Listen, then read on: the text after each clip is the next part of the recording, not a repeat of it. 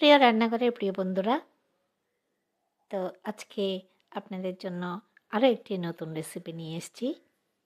তো বন্ধুরা কেমন আছেন বলুন? সবাই নিশ্চয়ই খুব ভালো আছেন। তো আমিও খুব ভালো আছি, খুব ভালো আছি। তো আপনারাও খুব ভালো থাকুন। তো দেখতে থাকুন আমি আপনাদের জন্য কী নিয়ে এসেছি।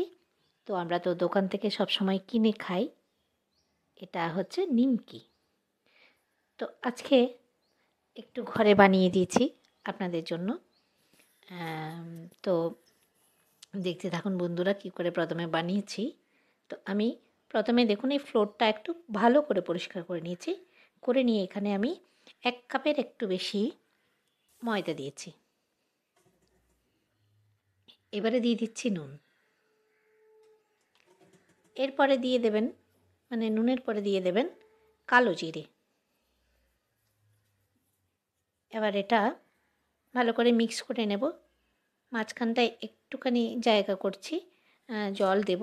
তো এখানে আমি তেল বা কিছু ব্যবহার করিনি, আপনারাও করবেন না। তেলের দরকার পড়বে না এখানে, শুধু নুন আর হচ্ছে আপনার কালো জিরে। তো দেখুন আমি এভাবে মিক্স করে নেবেন, যেভাবে মিক্স করছি। এবার অল্প অল্প জল দিয়ে মাখতে থাকবেন। দেখুন মেখে নিয়েছি, খুব শক্তও না খুব নরমও না, ঠিক এইরকমভাবে আমি মেখেছি। তো রাখার দরকার নেই, এটা কিন্তু সঙ্গে সঙ্গে হয়ে যাবে। তো এবার আমি যতটা সম্ভব বড় করে বেলবো, পাতলা করে বড় করে বেলে নেব যতটা অবধি পারি। চাইলে আপনারা ময়দা দিয়েও বেলতে পারেন। এখানে আমি ময়দা দিয়ে বেলিনি, আমি শুধু জাস্ট ফ্লোরের মধ্যে ভালো করে বড় করে মানে বেলে নেওয়ার চেষ্টা করেছি। তো একদম সব দিকে ভালোভাবে বেলে নিয়েছি যতটা পারি। তেরা বেঁকা হয়ে গেছে কিন্তু কোনো অসুবিধা হবে না। এরপরে দেখবেন আমি কেটে নিচ্ছি। তো কাট আপনারা যেমন খুশি তেমন করে কাটতে পারবেন। একটু বড় হলেও অসুবিধা নেই, একটু ছোট হলেও অসুবিধা নেই, যেহেতু আমরা এটা বাড়িতে করছি। তো দেখুন এভাবে কেটে নেবেন। বন্ধুরা আমার ভিডিওগুলো দেখছেন, সবাই ভালো লাগছে, কমেন্ট করছেন, বড় বড় কমেন্ট করছেন, সুন্দর সুন্দর কমেন্ট করছেন, খুবই ভালো লাগছে। কিন্তু অ্যাকচুয়ালি রান্নাটা আমি কী নিয়ে করেছি বা রেসিপিটি আমার কী নিয়ে ছিল সেটা নিয়ে যদি বলেন তো ভালো লাগবে, অন্যান্য কিছু না বলে।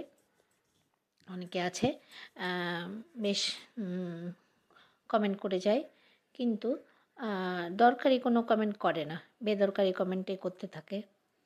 তো বন্ধুরা যাই হোক, তো এবার দেখুন আমি বড় করে আমার বেলা হয়ে গেছে। এবার আমি কেটে নিচ্ছি। কেটে নিয়ে এটাকে সুন্দর করে স্লাইস করে নেব।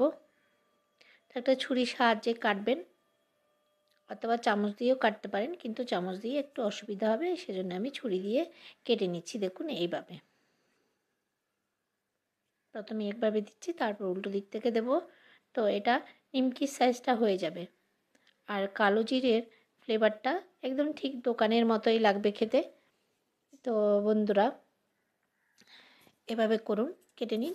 তারপরে দেখুন উল্টো দিক থেকে এভাবে কেটে নেবেন।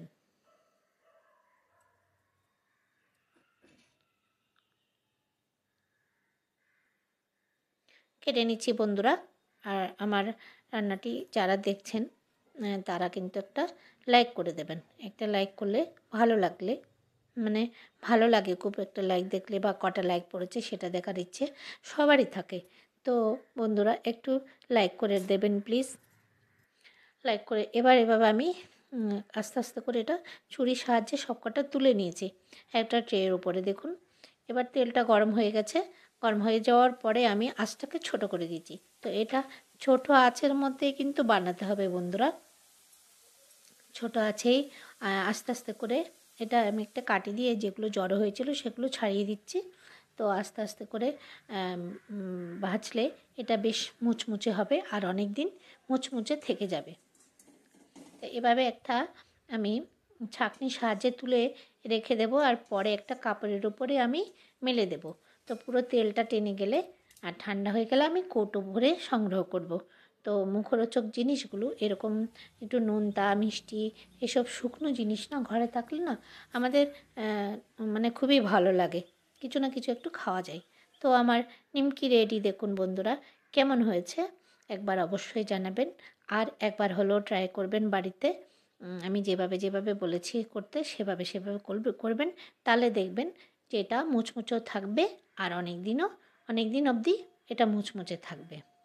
তো বন্ধুরা, এতক্ষণ ভিডিওটি দেখার জন্য ধৈর্য ধরে অনেক ধন্যবাদ। আর আমার প্রাণ ঢালা ভালোবাসা রইল আপনাদের জন্য, আমার ভিউয়ার্সদের জন্য, আমার সদস্যদের জন্য, আমার পরিবারের মানে আমার রান্নাঘর পরিবারের সদস্যের জন্য অনেক ভালোবাসা বন্ধুরা। নমস্কার।